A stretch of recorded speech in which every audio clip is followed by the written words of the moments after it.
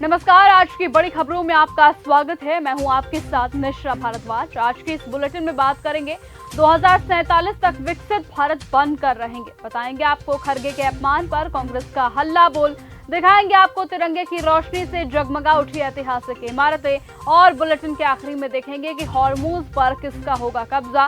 लेकिन उससे पहले एक नजर सुर्खियों पर।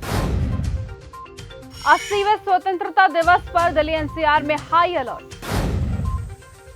पीएम मोदी का बड़ा ऐलान, कहा अगले 1 साल में 1 करोड़ युवाओं को मिलेगी एआई स्किल की ट्रेनिंग। पीएम मोदी बोले 2047 तक विकसित भारत बनकर रहेगा। लाल किले से पीएम मोदी ने दिया 12 साल का लेखा जोखा। भारत आज 80वां स्वतंत्रता दिवस मना रहा है। इस मौके पर प्रधानमंत्री ने लाल किले की प्राचीर से देश को संबोधित किया, जिस दौरान उन्होंने देशवासियों को इस पर्व की बधाई दी और एक बार फिर से विकसित भारत का आह्वान किया। इसी दौरान उन्होंने सरकार के 12 सालों का लेखा जोखा पेश किया और कहा कि देश बहुत सारे सपने लेकर आजाद हुआ है, लेकिन हम गति नहीं पकड़ पाए हैं, रफ्तार नहीं पकड़ पाए हैं। उन्होंने कहा कि हम देखा जाएगा, होती है, चलती है वाली सोच में ही उलझे हुए हैं। उन्होंने कहा कि 2014 तक आते आते तो पूरे विश्व ने हमें फ्रेजाइल 5 में डंप कर दिया था। स्वतंत्रता दिवस पर बोले सीएम योगी। सीएम योगी आदित्यनाथ ने स्वतंत्रता दिवस के अवसर पर कहा, स्वतंत्रता दिवस के मौके पर मैं राज्य के सभी लोगों को दिल से बधाई देता हूं। ये सच है कि आपसी मतभेदों और साजिशों की वजह से देश गुलाम हुआ है, लेकिन हमारे देश और यहाँ के लोगों ने कभी भी इस गुलामी को अपने दिल और दिमाग में स्वीकार नहीं किया।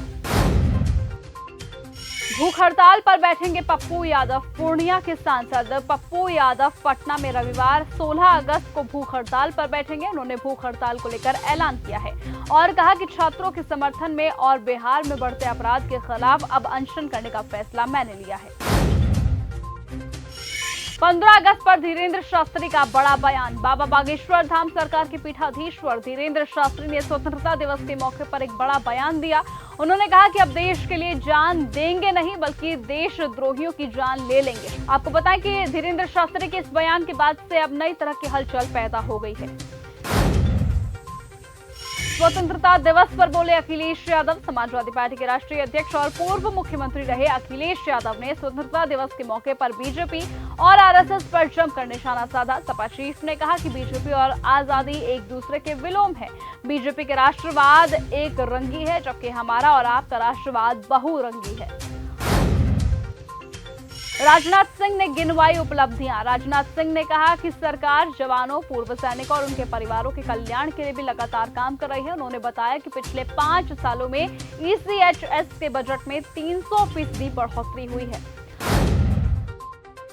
दिमागी नक्सल वाले बयान पर बोली कांग्रेस। प्रधानमंत्री नरेंद्र मोदी ने 80वें स्वतंत्रता दिवस पर दिल्ली के लाल किले से देश को संबोधित किया और नक्सलवाद को लेकर बड़ा बयान दिया। उन्होंने कहा कि हथियार बंद नक्सलवाद कमजोर हुआ है, लेकिन वैचारिक या फिर दिमागी नक्सलवाद अभी भी मौजूद है और ऐसे तत्व अवसर की तलाश में होते हैं। ऐसे में कांग्रेस नेता जयराम रमेश ने कहा कि 2-3 साल पहले पीएम मोदी अपने राजनीतिक विरोधियों को अर्बन नक्सलवाद कह रहे थे, तो अब संसद में पूछा गया कि अर्बन नक्सल की परिभाषा क्या होती है। आजादी के जश्न में इस बार भी नहीं शामिल हुए राहुल और खरगे। प्रधानमंत्री नरेंद्र मोदी ने लाल किले की प्राचीर से 80वें स्वतंत्रता दिवस समारोह कार्यक्रम में देश को संबोधित किया। वहीं इस बार भी कांग्रेस सांसद राहुल गांधी और खरगे इस कार्यक्रम में शामिल नहीं हुए। सूत्रों के मुताबिक वहां बैठने की व्यवस्था से लेकर कई दूसरे मामलों में कांग्रेस के लोगों के साथ अपमानजनक व्यवहार होता है, इसलिए वो यहां पर मौजूद नहीं दिखे।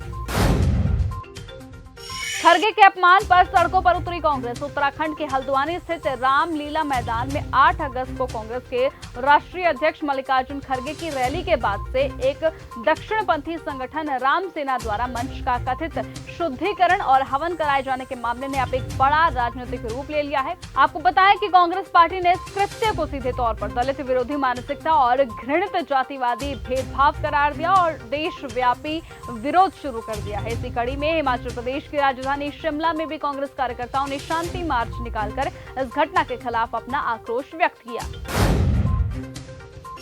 योगेंद्र उपाध्याय के बयान पर बोली सपा।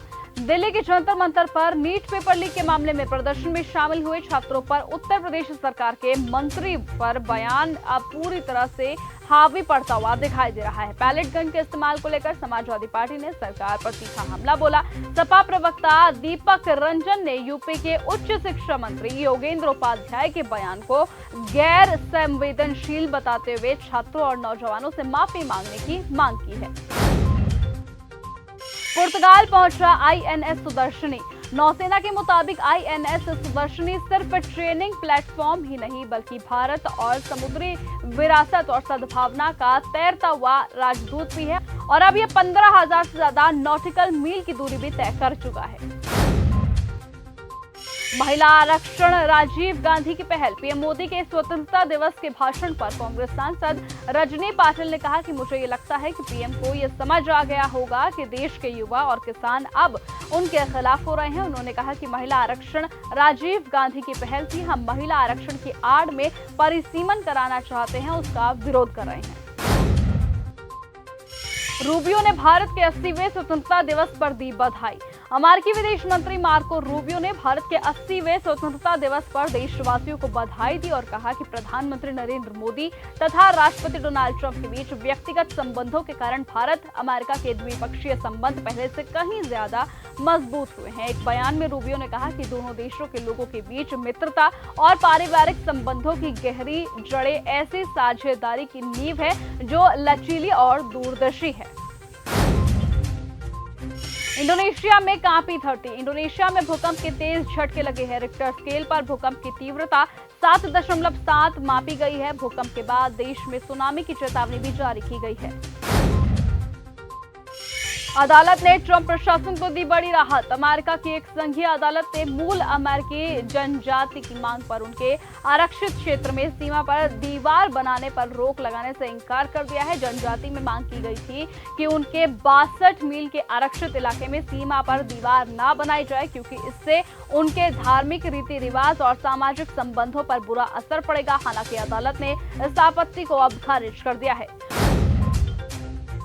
तो फिलहाल आज की इस बुलेटिन में सिर्फ इतना ही। देश और दुनिया की तमाम बाकी खबरों के साथ ऐसे ही जुड़े रहने के लिए आप बने रहिए और देखते रहिए न्यूज़ गंगा। एक बार फिर मुलाकात होगी आपसे कल सुबह। नमस्कार।